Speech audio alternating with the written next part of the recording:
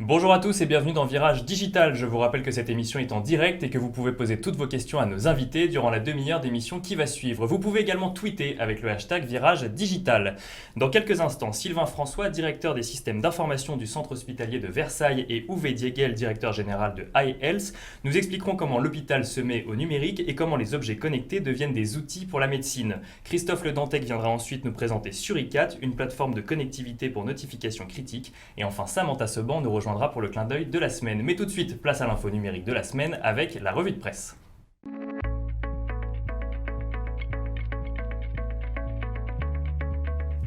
Hier, le 1er décembre, a marqué le top départ du déploiement du boîtier Linky sur l'ensemble du territoire français. Proposé par ERDF, ce compteur électrique intelligent permettra des interventions à distance, une facturation sur la base de consommation réelle ou encore un meilleur service en cas de panne.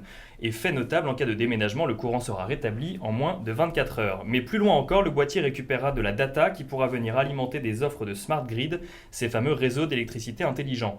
ERDF compte déployer 35 millions de compteurs Linky d'ici à 2021, un pas de plus donc vers une gestion plus responsable de nos ressources en pleine COP21.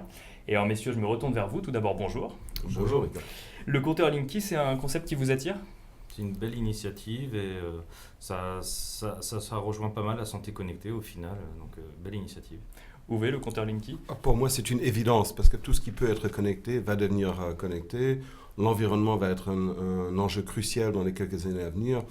Donc oui, c'est absolument fabuleux et inévitable. Et inévitable. Et on va passer à la deuxième info de la semaine. Le secteur du numérique affiche une croissance de 2,1% en 2015. Voilà un chiffre qui est annoncé par Syntec Numérique, qui a été annoncé jeudi dernier.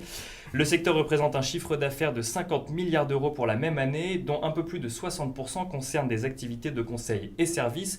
Donc Syntec Numérique, qui est le syndicat professionnel des entreprises de services au numérique, des éditeurs de logiciels et des sociétés de conseil en technologie, prévoit pour 2016 une croissance cette fois-ci de 2,4%. Alors messieurs, 2,1%, c'est plutôt une bonne nouvelle ? Moi, je trouve ça plutôt bas comme estimation.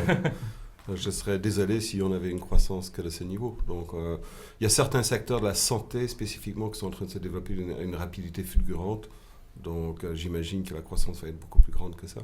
Donc 2,4% en 2016, on croit un petit peu. Sylvain également, 2,1%. Oui, je pense que ça ne pourra que croître de 2,4 et je pense réellement un minimum, notamment dans le domaine de la santé où je pense qu'on sera plutôt à deux chiffres dans certaines activités. Oui.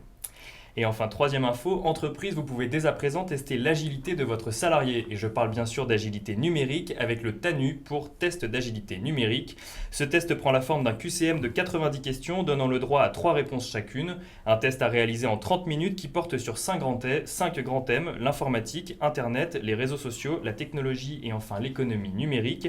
Ce test proposé par Immersive Lab qui propose également une application, alors pas encore sortie mais qui sortira dans les prochains mois, afin que vos salariés puissent se tester directement sur leur smartphone.